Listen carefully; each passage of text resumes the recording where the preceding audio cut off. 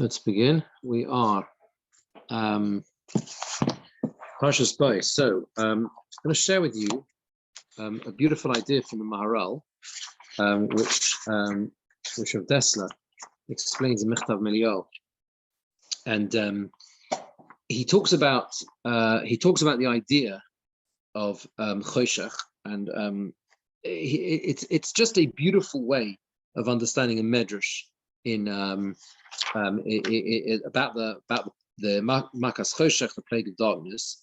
The Maharal himself is in Toras Chaim, the Perek Shloshim Arba, the 34th Perek of Toras Chaim. Toras Chaim is the main sefer of the Maharal on anything to do with Pesach and Mitzrayim, and that's that's the kind of the focus of that sefer.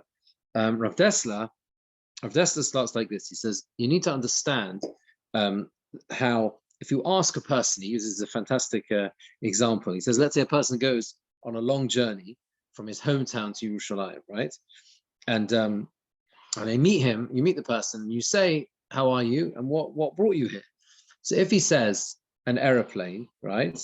Yeah, then I know that he is like evading the real answer, because the aeroplane didn't really bring, the aeroplane did bring him, but that's not what you meant, right? What brought you here, right?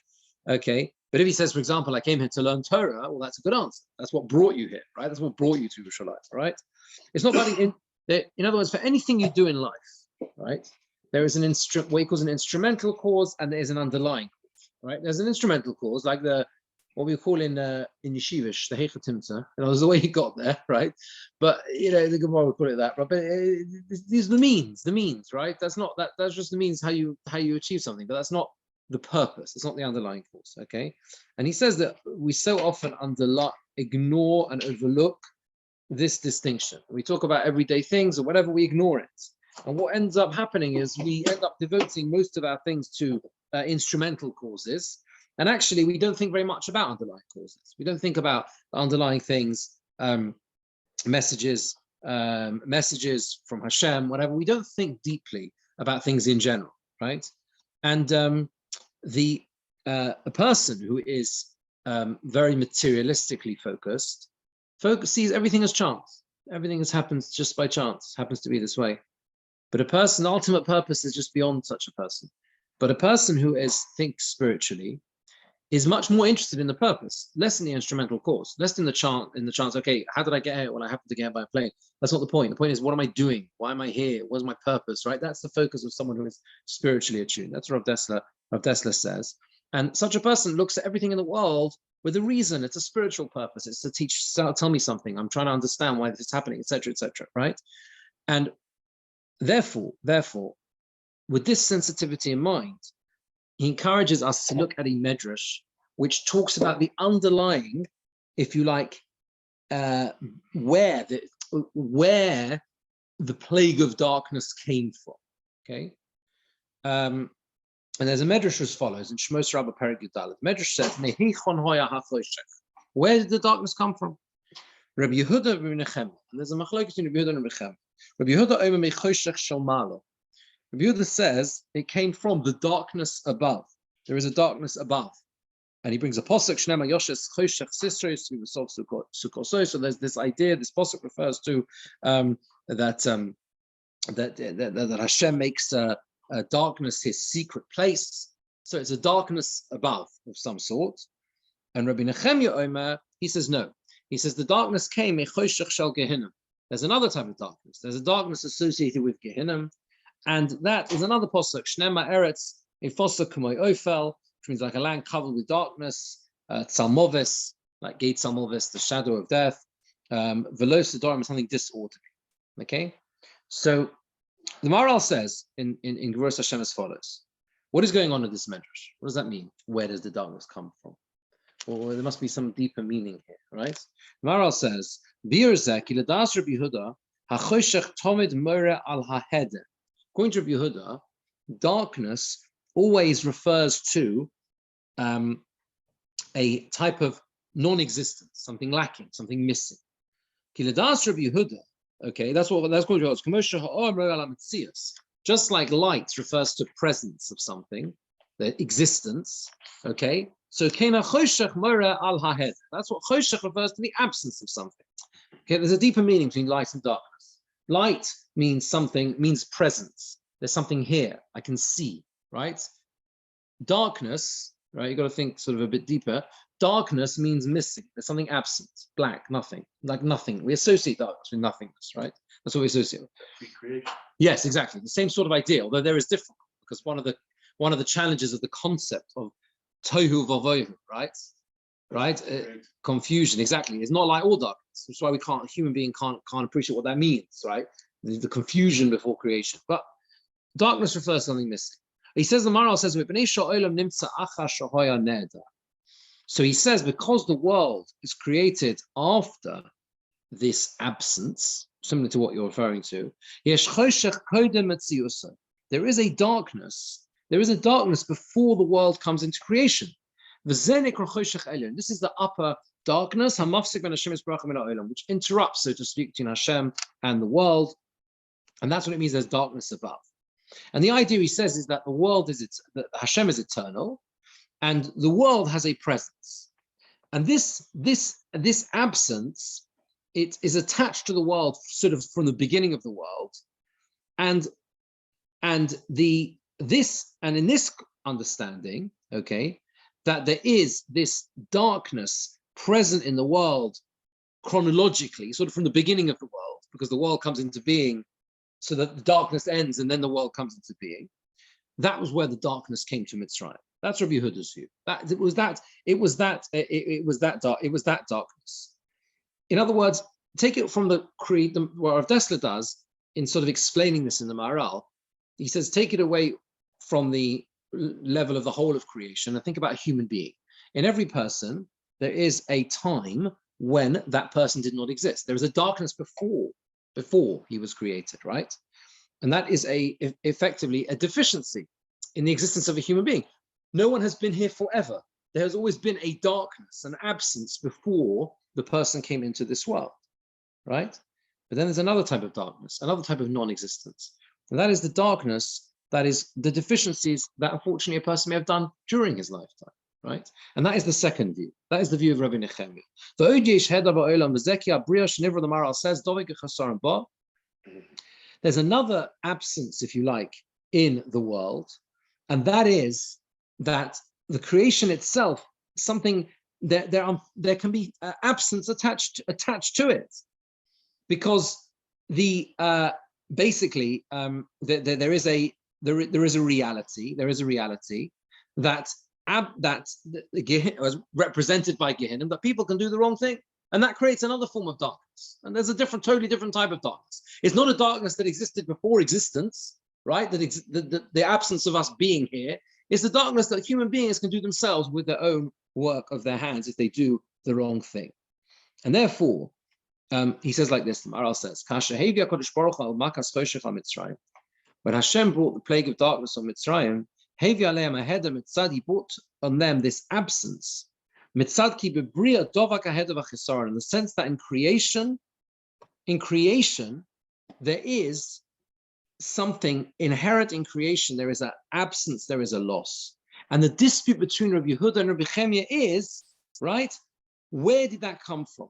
According to one opinion, the darkness came from the sense of the fact that Hashem is eternal, and creation, human beings are not.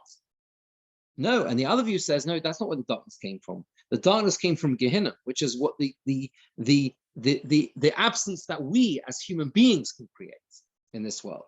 Okay, and the way Rav Dessler explains it is that there is this darkness of above, and our existence is surrounded by darkness. We exist because Hashem willed us into existence. Hashem wanted us to exist, but also our existence can create darkness because of the fact that we do the wrong thing.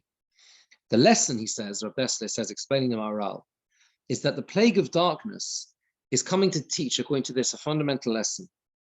The question between Rabbi Yehuda and Rabbi Chemia is, what aspect is it coming to teach us?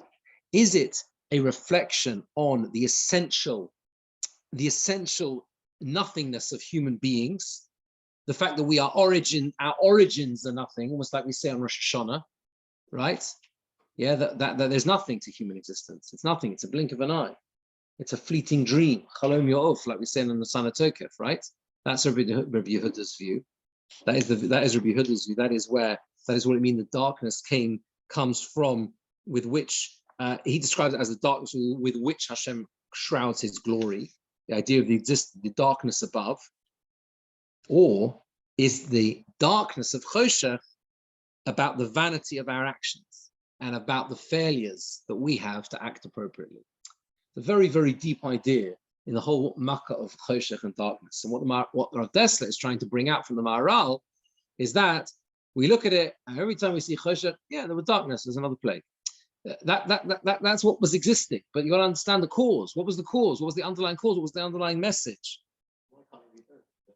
Perhaps it can. It's often like that with a machlokes like this. Exactly. Absolutely. It's not often used. It's not mutually exclusive. That's a general approach we can have in terms of midrashim like this. Could be absolutely. It's not mutually exclusive, right?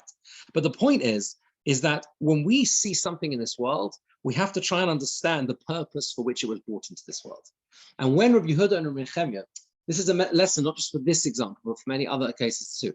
When Rabbi Yehuda and Nechemia dispute what the darkness was, where it was coming from, they're trying to say the dispute really is what was the message of the darkness? Is it about the vanity of human beings? That's the whole of Egypt, right? Everything the Mitzrayim were doing.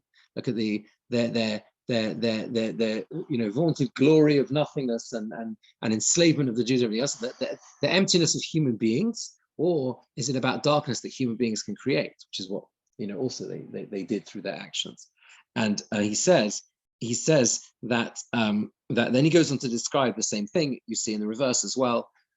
He talks about how when we're given the command later on in this week's parsha to HaKadosh Baruch Hu tells Yisrael to shech the Korban Pesach, to slaughter the Korban Pesach, they need to do it in front of the Mitzrayim. Now you recall that Moshe Rabbeinu had said, "How can we do that?" Right? Hey Nizbach, they would kill us, because it's their God, and we're going to slaughter their God in front of their eyes. And the Medrash says that on the contrary, right? The same night that they end up shechting Korban Pesach, that's the night they achieve their freedom. And the cause of the death, the Makas B'choros, the real underlying cause of the death of the firstborn, Makas B'choros, was the fact that the real underlying cause was the fact that you shechted the Korban Pesach. The shechting of the Korban Pesach leads to the slaughter, the shechting, if you like, of the Bechorim. Underlying causes, what he calls it, the difference between instrumental causes and underlying causes. That's what we need to look for. So that's the Maharal. There's another very short idea of the Netziv on Makas Choshech, which is really the Netziv tries to explain how it is. If you look at where is it? It is so 1 second. The truth is, one of the things that we perhaps mentioned before, is that in Parshas Shmos already you have the very beginning of the discussion between Hashem and Moshe Rabbeinu is instructed, right, to tell them that you will empty out Mitzrayim. You're going to take it, whatever they're going to ask them, and they're going to give it. They're going to give it to you. And the question the Netziv deals with is what was it that made them give it? Right? So if you look at 1 second. Vashem Nosan. It's an astonishing pasuk. Perek Yud Beis pasuk Lamed Vav. Yud Beis Lamed Vav. Jumping around a bit, but that's okay. It says, V'nei Solasu Kedvar Moshe. Sorry, Lamed Hey, right? They did what Hashem said. Moshe said they should have in Mitzrayim klei chesed v'klei zav v'smolet, and they asked from Mitzrayim the klei chesed v'klei zav v'smolet. They asked all these things. Hashem nosan eschena on beini Mitzrayim. Hashem gave the grace of the people in the eyes of Mitzrayim by Yashilum, and they lent them. And Rashi says even things they didn't ask for. They said to them, "Can we have one?" I said, "No, take two." Mitzrayim said, "But you're not supposed to empty out Mitzrayim." You ask yourself, right? They're not exactly best friends. What do you mean Hashem put okay, say it's a miracle. Hashem put the chain of the people in the eyes, even though it was completely illogical, right? Right? Why should they suddenly do favors for these people who have led to the destruction of Mitzrayim? Yeah, it's a basic problem. So the Netziv says that in the Makas Choshech, in the plague of darkness, it says Lo komu ish mitachtov shlosha yomim. They didn't move 3 days. So how did they eat? How could they fast? They couldn't all fast 3 days. They all would have died. How could they fast 3 days? Elo, he says, Yisrael there was light in their dwelling places. So they gave them food and anything they needed. They have rachmanos on them. And that's how they found favor in the eyes of Mitzrayim. So that's what the Netziv says. You know how they found? You know why they found favor in their eyes? Because they realized that they had saved their lives during the plague of darkness when they couldn't move. They had given food. The Jewish people had given them food, and therefore they had this sense. Now it's interesting that because we know that was also the time when they found what was in their houses. So there's another link there. Right? That's when they discovered what was there. So it's almost like they discovered what was there, and they also gave them to eat, and therefore they found favor in their eyes that way. Just a few ideas on a Chodesh Hazeh Lochem. If you look at the Sforno on that pasuk, which is Yud Beis Aleph, I think. Is that right? Base, Yud Beis, Perek Yud Beis pasuk Beis. HaChodesh Hazeh Lochem Rosh Chodoshim. The Sforno says, Mikan ve'elech, you chadoshim shelochem. What does it mean? HaChodesh Hazeh Lochem. This Chodesh shall be yours. From now onwards, the month is yours, right? From now onwards, months are yours. You own them. That you are now able to do with them what you wish.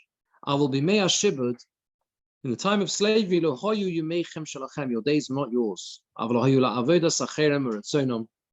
They were to serve others and according to how they wish to direct you. Therefore, it's first for you of the months of the year, because it's from this moment onwards that you have the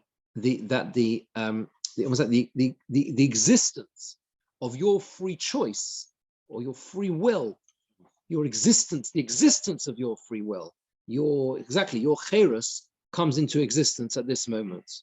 Metzius chem habachiri is like the existence of your free will existence, if like, and this is a very not a complicated swana, but it's incredibly fundamental. It's a beautiful swana, actually. Sometimes perhaps to learn, like at the table or something on a Friday night. It's very simple, 3 lines. Just the idea of a chodesh hazeh lochem. This month is for you. You are now beginning to govern your own time as opposed to it being dictated for you. And that, of course, makes all the difference because it enables that sense of being able to control for the right reasons. Bechira, free will, is fundamental to life. A slave doesn't have free will, and now you have those options. The Maharal, also in Gvuras Hashem, in the next parak, brings out a parak Lamatei, brings out another idea that's that is intrinsic to or inherent within the concept of Chodesh Hazeh Lochem. The Medrash says in Shmos Rabbah, another Medrash, that when Hashem created the world, he instituted the concept of the Roshei Chodoshim, right? And the idea of the way this would work and the month and the lunar cycle. Mishabocha b'Yaakov Bon of the Medrash says when he chose Yaakov and his children, Kova Rosh Chodesh Shel Geula. He instituted the Rosh Chodesh of redemption. Shebo Nigalu in Mitzrayim, that was when we were redeemed from Egypt, and that was when Yaakov received the brachas, and that is when we will be redeemed in the future in Nisan, and that is when Yitzchak was born, and that is when he was bound on the Mizbeach. Everything is at the beginning. Everything is Nisan. Says the Maharal that the reason why it was fitting that we were redeemed in Nisan is because it's Rishon, b'mashu hu Rishon, because it's first. And the idea is that chometz, he says, why is chometz forbidden? Because, as we know, shenaseh ba'arichos hazman, sheshoy lahachmet. It delays, it takes time, right? That's what happens. It takes time to become chometz. B'chol inyan ha'geula, says the Maharal, kachoya. Everything about the geula is in this manner. It wasn't allowed to rise. Every aspect of the geula is without any delay. It's all immediate. It's all quick. It's all straight away. It's the first month, and they have to leave straight away. Right? There's no delay. It goes that we left with that level of kedusha. We were above time. How so? The whole process was beyond time. It was beyond normal existence. It was through miracles, through the miraculous.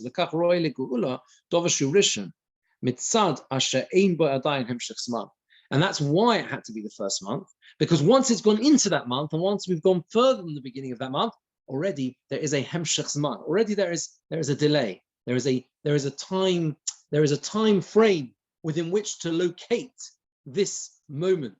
And actually, everything about the geula was not about locating something within a time, a sort of a timeline. So the geula is at this point in time. There's something that happened before. There's something that happened afterwards. No, rishon hu lochem.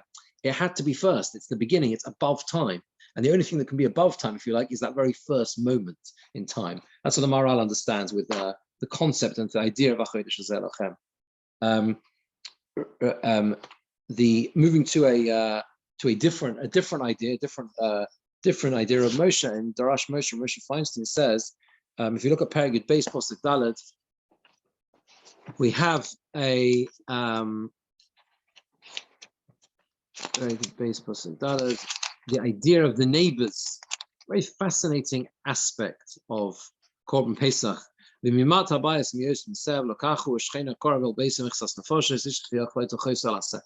people, you got to join together. Who do you join together with? So the answer is, you take the neighbor who is closest to your house, and you ask them to join together, and you'll together make up a group, a chabura for the Korban Pesach. This whole idea of joining together with neighbors is a very interesting one. Like, why? What is the significance here? And Rav Moshe says that the Medrash brings,